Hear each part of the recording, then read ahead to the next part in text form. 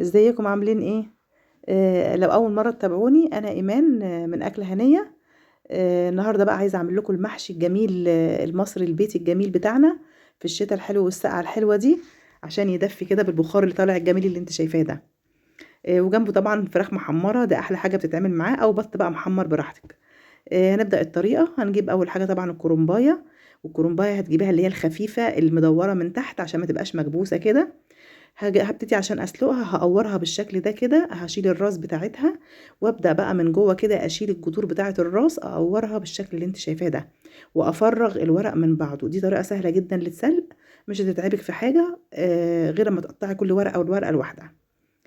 طبعا معايا حله ميه بتغلي، واحط نصها ميه بتغلي، واحط فيها ملح وكمون، وابدا انزل بقى اقلب الكرنبه بتاعتي كده بالشكل ده. واغطسها في الميه قوي واسيبها يا دوب تغلي غلوه كده، وانا معاها كده اشوف يعني ايه، ما تغليش كتير عشان ما تتهريش مني.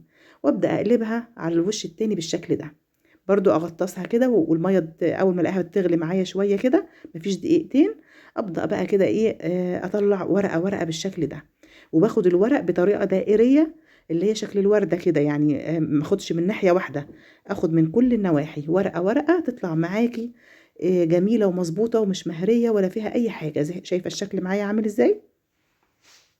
بس كده.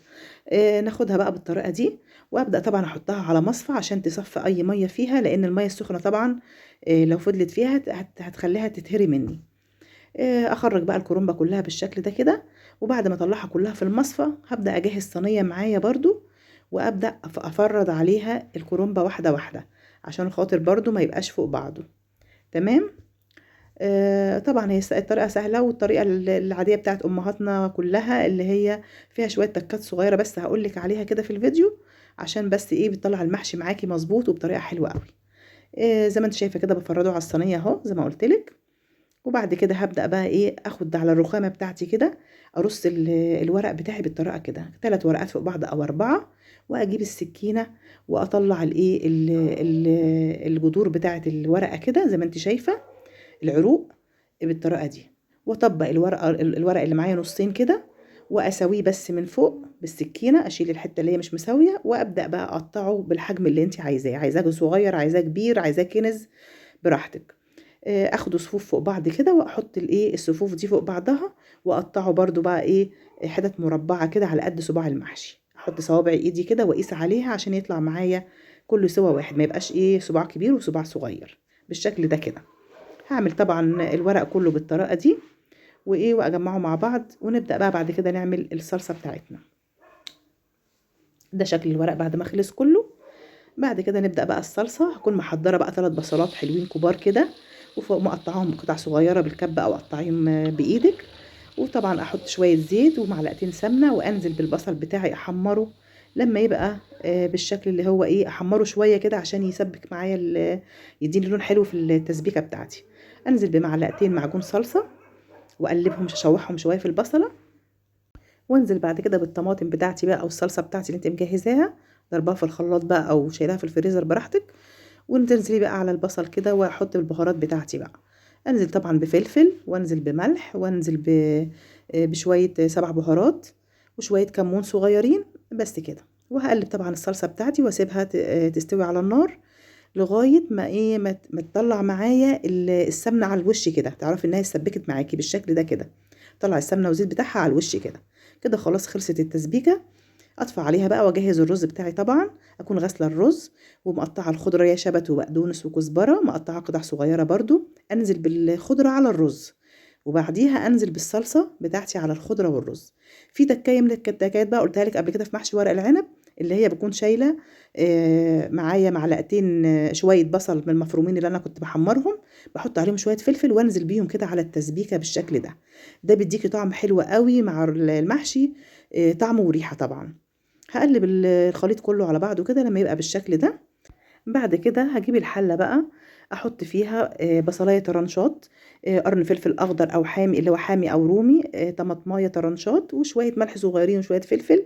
وابدأ بقى احشي المحشي بتاعي، صوابع المحشي، وارصها في الحلة كده على الايه، على البصل والفلفل ده، عشان طبعا بيدي طعم حلو قوي برضو. دي برضو تكاية تانية حلوة. بعد كده هلف بقى الورق بتاعي كله بالشكل ده. هجيب الورقه، انا بحب الفه على ايدي زي ما قلت لك قبل كده، او بتحبه تلفيه على ترابيزه او على القطاعه او على اي حاجه، ده طبعا حريتك انت. بس بتاع على الايد كده بيبقى سهل جدا زي ما انت شايفه. ببدا ابرم احط شويه الرز وابرم الصباع معايا كده. ابدا بقى ارصه في الحله بطريقه ممكن لو عايزاه دائريه او ارصه صفوف، يعني صف بالعرض وصف بالطول. ده عشان خاطر لما تيجي تغرفيه او تنزليه من الحله ما يبقاش ماسك في بعضه، او كمان ما يتهريش معاكي بالشكل اللي انت شايفاه ده كده. طبعا هخلص الكميه كلها طبعا معاكي الحله كلها. وبعد كده هعمل بقى الاول معاكي، هنقدم طبعا مع المحشي ده فراخ محمره. دي طبعا فراخ محمره، او لو عندك بط طبعا وتحمريه عشان طبعا تاخدي الشوربه ونسقي بيها المحشي بتاعنا. بجيب بصلايه اقطعها طرنشات بالشكل ده، واحط عليها شويه ملح وفلفل اسود وسنه قرفه صغيره. ابدا احشي بيها الفرخه كده من ما بين الوراك وفي قلب الفرخه، واحط الكبده والقناصه فيهم كمان كده. واظبط الفرخه بتاعتي بقى واكتفها كده، واكون مجهزه معايا حله الميه اللي بتغلي، اسقط فيها الفراخ بتاعتي، واحط بصلايه وطماطمايه، واحط بقى شويه حبهان وشويه لورا وشويه فلفل اسود وشويه ملح. ده كده سليق الفراخ. بعد كده هرجع بقى للمحشي، اكون خلصت حله المحشي كلها بتاعتي بالشكل ده، وابدا احطها على النار. تكون طبعا الفراخ عملت الشوربه بتاعتها. في التكايه برضو هنا اللي هي عندي معلقه صلصه شايلاها من بتاعه المحشي بالخضره بتاعتها بكل حاجه. انزل عليها بشويه زيت كده او حته سمنه بلدي حلوه عندك، وتحطيها فوق وش المحشي عشان يديني اللون الاحمر الجميل، ويبقى المحشي بتاعي مزيت وحلو كده. انزل بقى بالشوربه بتاعتي كده اللي انا عاملاها على المحشي، وابدا الف الحله كده عشان خاطر الشوربه تنزل في المحشي كله ما يلزقش منك. اغطي اخر صف كده، بعد اخر صف من المحشي هغطي الشوربه بس كده. ده العبار المظبوط بتاعها.